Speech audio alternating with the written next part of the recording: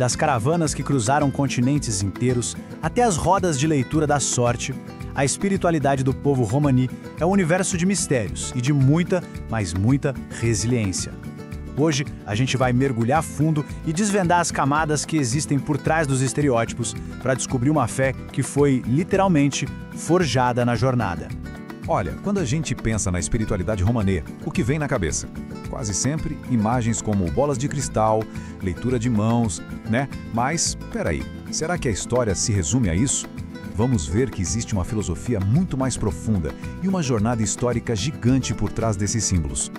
Então, para começar, vamos fazer um exercício. Deixar a bola de cristal de lado só por um instante. O que a gente encontra quando olha para a verdadeira essência das práticas espirituais do povo romani? Tem uma frase que, para mim, captura perfeitamente o espírito adaptativo desse povo.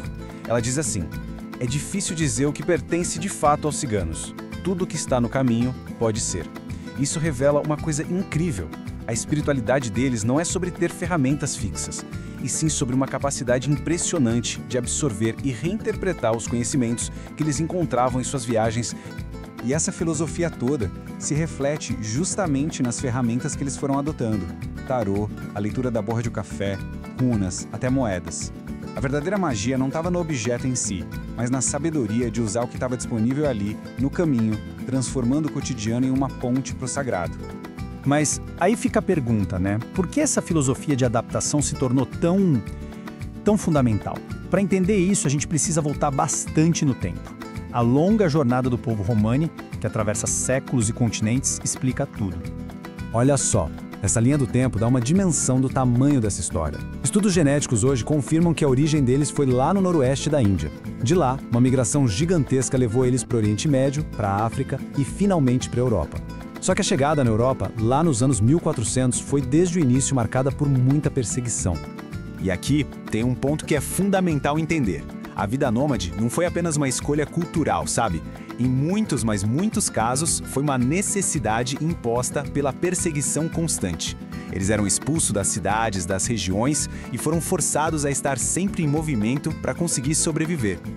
E foi justamente nesse caminho, cheio de incertezas e desafios, que uma figura espiritual muito forte emergiu, se tornando um verdadeiro farol de esperança e de proteção: Santa Sara.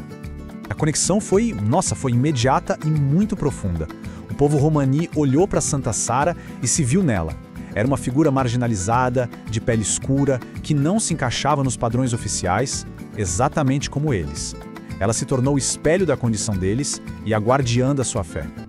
É por isso que, muitas vezes, ouvimos o nome Santa Sara Kali. Esse Kali vem direto da língua romani e significa escura ou negra. É um jeito afetuoso de descrever a aparência dela. E um detalhe importante, não tem nenhuma relação com a deusa hindu de mesmo nome, tá? É outra história. A lenda da chegada dela, que foi passada de geração em geração, é a base dessa devoção. A história conta que ela foi jogada no mar, à deriva, num barco sem nada. Ali, ela fez uma promessa de fé e, como um milagre, o barco chegou em segurança na costa da França. E lá, ela cumpriu a promessa, acolhendo e protegendo todos os desamparados.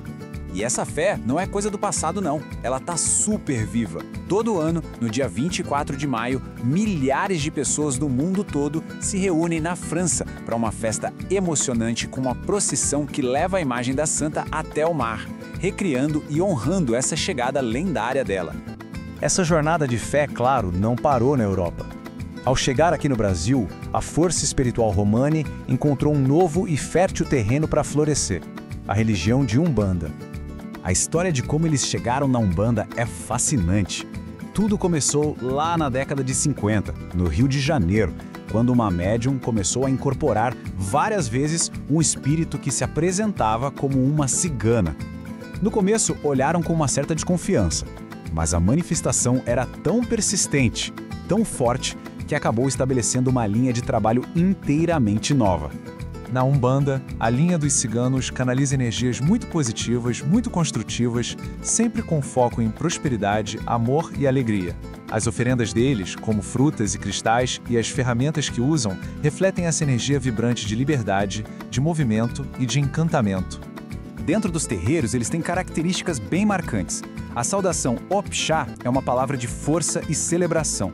A energia deles é contagiante, muito alegre e o trabalho é super voltado para resolver questões práticas da vida. O uso de grãos nas oferendas, por exemplo, é um símbolo lindo do desejo de ver novas oportunidades germinando na vida das pessoas. Quando a gente olha para essa jornada toda, da Índia à Europa, de Santa Sara até chegar na Umbanda, o que realmente se destaca é uma admiração profunda pela força e pela capacidade de adaptação desse povo. E a palavra-chave para tudo isso é resiliência. Pensa só na força que é preciso ter para manter uma cultura tão rica, com suas histórias, suas leis, sem ter uma língua escrita, passando todo esse conhecimento oralmente de geração em geração no meio de tanta diversidade. É um feito extraordinário de sobrevivência cultural. E isso nos deixa com uma reflexão final.